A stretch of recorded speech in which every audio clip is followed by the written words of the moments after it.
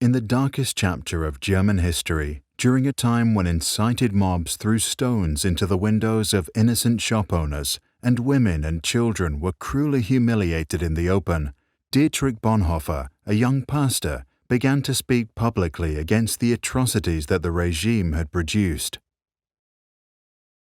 After years of trying to change people's minds, Dietrich Bonhoeffer came home one evening and his own father had to tell him that two men were waiting in his room to take him away. In prison, Bonhoeffer began to reflect on how his country of poets and thinkers had turned into a collective of cowards, crooks, and criminals. Eventually, he concluded that the root of the problem was not malice, but stupidity.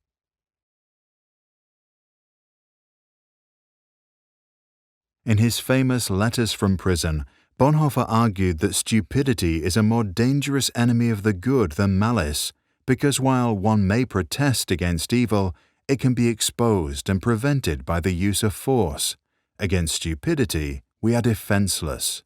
Neither protests nor the use of force accomplish anything here. Reasons fall on deaf ears.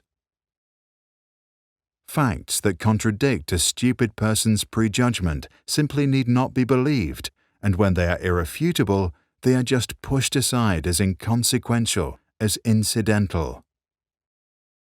In all this, the stupid person is self-satisfied and, being easily irritated, becomes dangerous by going on the attack.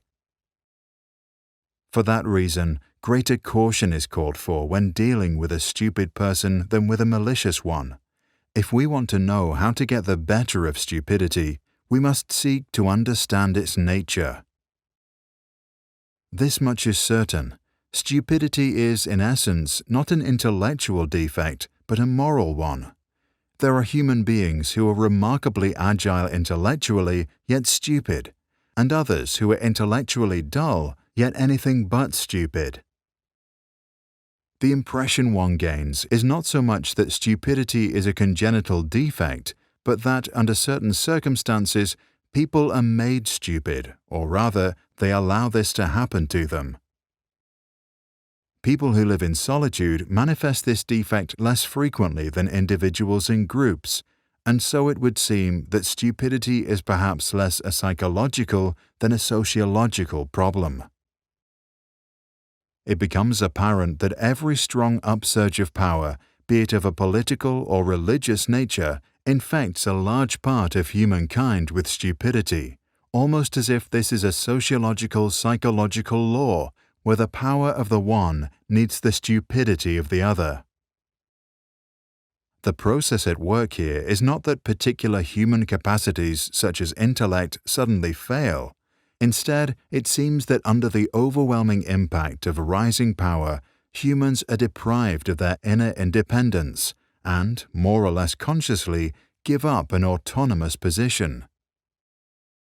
The fact that the stupid person is often stubborn must not blind us from the fact that he is not independent. In conversation with him, one virtually feels that one is dealing not at all with him as a person, but with slogans, catchwords, and the like that have taken possession of him. He is under a spell, blinded, misused, and is abused in his very being. Having thus become a mindless tool, the stupid person will also be capable of any evil, incapable of seeing that it is evil. Only an act of liberation, not instruction, can overcome stupidity. Here, we must come to terms with the fact that in most cases, a genuine internal liberation becomes possible only when external liberation has preceded it. Until then, we must abandon all attempts to convince the stupid person. Bonhoeffer died due to his involvement in a plot against Adolf Hitler at dawn on the 9th of April 1945 at Flossenbürg concentration camp, just 2 weeks before soldiers from the United States liberated the camp. Action springs not from thought, but from a readiness for responsibility. The ultimate test of a moral society is the kind of world that it leaves to its children, Bonhoeffer once said. Check the description below to read Bonhoeffer's original text, After 10 Years. For more information about Bonhoeffer or to download this video without background music, go to sproutschools.com.